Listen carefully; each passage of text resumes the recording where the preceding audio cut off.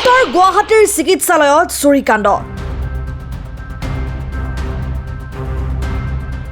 লেবৰেটৰীৰ ceiling ভাঙি চোৰে চলালে লুটপাট। এইবাৰ চোৰৰ টাৰ্গেট চিকিৎসালয়। উত্তৰ গুৱাহাটীৰ ফুলুং ক্ষুদ্ৰ প্ৰাথমিক স্বাস্থ্য কেন্দ্ৰত চোৰৰ লুটপাট। স্বাস্থ্য কেন্দ্ৰটোৰ লেবৰেটৰীৰ পৰা চোৰে লৈ গ'ল বিভিন্ন মূল্যৱান সামগ্ৰী। লেবৰেটৰীটোৰ চিলিং ভাঙি চোৰে চলালে লুটপাট। মাত্ৰ 12 দিন আগেয়ে 5 লাখ টকাৰে নিৰ্মিত লেবৰেটৰীটো মুকলি কৰা হৈছিল। বিগত 12 দিনত বহু ৰোগী উপকৃত হৈছিল এই লেবৰেটৰীটোৰ পৰা।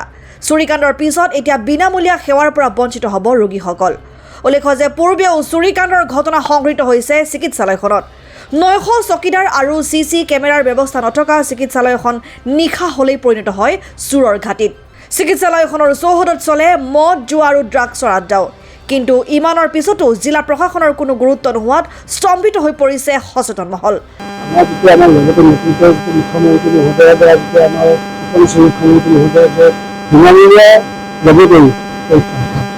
এই পৰীক্ষাগাৰটো মাজতে আমি নিৰ্ভৰ কৰিছিলোঁ। আমাৰ ইয়াতে পৰীক্ষা কৰা আমাৰ লৈছিলোঁ।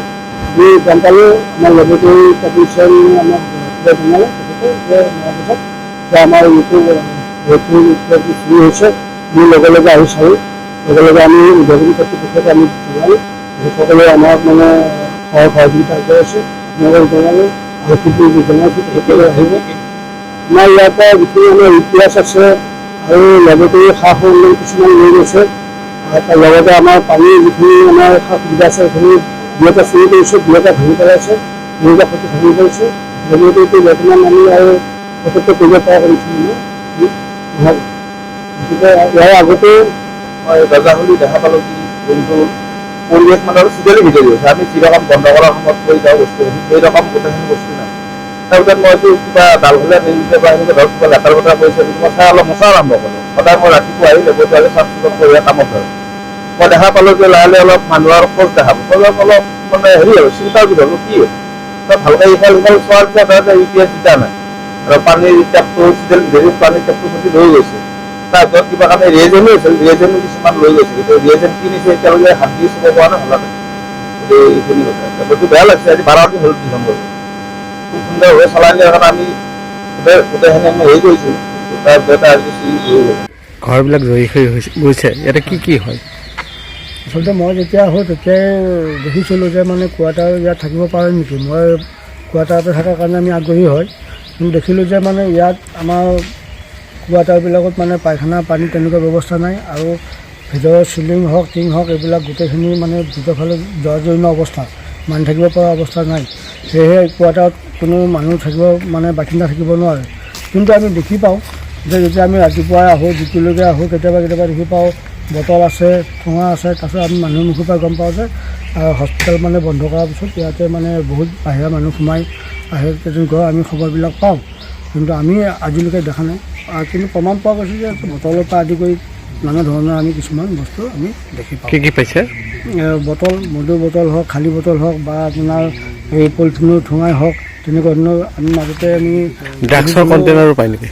এই সৰু সুৰা কণ্টেইনাৰ দুই এটা দেখোঁ। কিন্তু এতিয়া ড্ৰাগছ নে কি আচলতে আমি ড্ৰাগছৰ বিষয়ে ইমান এটা নাজানোতো। কণ্টেইনাৰ কিছুমান পাইছে, কিছুমান সৰু মানে আমি হেৰি পাওঁ, ইয়াতে দেখি পাওঁ। তো আমাক যোনে চাফা কৰে তেখেতে আমাক জনাই আমি আকৌ এইবিলাক চাফা কৰাই দিওঁ। মাজতে ফটো দুটামান ৰাখিছিলোঁ কিন্তু এতিয়া ফটো দুটা আমাৰ হেৰি হৈ গ'ল, নাই। কিমান দেৰিৰ পৰা চলি আছে এইবিলাক? এইটো আপুনি অহাৰ পৰা চলি আছে। মই মানে সেইটো কথা গম পাই আছোঁ। আৰু আপোনাক জনাইছেনে ওপৰত? আমি উদ্বোধন কৰ্তৃপক্ষক আমি জনাইছোঁ, বহুতবাৰ জনাইছোঁ। আৰু অলৰেডি আমাৰ ইয়াতে বহুতবাৰ চুৰিও হৈছে। পানী মটৰৰ পৰা আদি কৰি আমাৰ যিবিলাক আমাৰ ইনভাৰ্টাৰ হওক, হস্পিটেলৰ ভিতৰৰ ওপৰত মেক্সিমাম চিলিঙৰ ওপৰতে চিলিং ভাঙি পেলাই তেখেতসকলে প্ৰত্যেকবাৰে চুৰি কৰে। যোৱাবাৰ আপোনালোকে গম পাইছে যে ইনভাৰ্টাৰো নিছে, লগতে গ্লাছ চাছ ভাঙি পেলাই আমাৰ বহুতখিনি ক্ষতিসাধন কৰিছে। ইয়াৰ আগত আমাৰ ডেলিভাৰী ৰুমৰ পৰা আমাৰ কিছু বস্তু আমাৰ তেখেতসকলে ক্ষতিসাধন কৰিছে। এইবাৰ লেবৰেটৰীটো আমাৰ যিখিনি আমাৰ মুখ্যমন্ত্ৰী মহোদয়ৰ সপোন, আমি দুখীয়া মানুহখিনিক যিখিনিকে আমি হেল্প কৰাৰ যিটো মানসিকতা, আমাৰ মুখ্যমন্ত্ৰী মহোদয়ৰ যিটো মানসিকতা, সেইমৰ্মে আমি আমাৰ ষ্টাফটোৱে কামত আগবাঢ়িছোঁ। কিন্তু সেইটোও আমাৰ মানে কাৰ্যৰ দ্বাৰা আমাৰ সেইটো বিনষ্ট হ'ল। গতিকে আমাৰ সকলো কৰ্মচাৰীখিনিৰ অন্তত বহুত দুখ পাইছে, বহুত আশা আছিলে আমাৰ কৰ্মচাৰীখিনি। আমাৰ ইয়াতে স্থানীয় ব্যক্তিসকলেও মানে বহুতখিনি দুখ প্ৰকাশ কৰিছে। তেখেতসকলেও বহুত সুবিধা পাইছিলেহি, আজি 12 দিন হৈছিলেহে।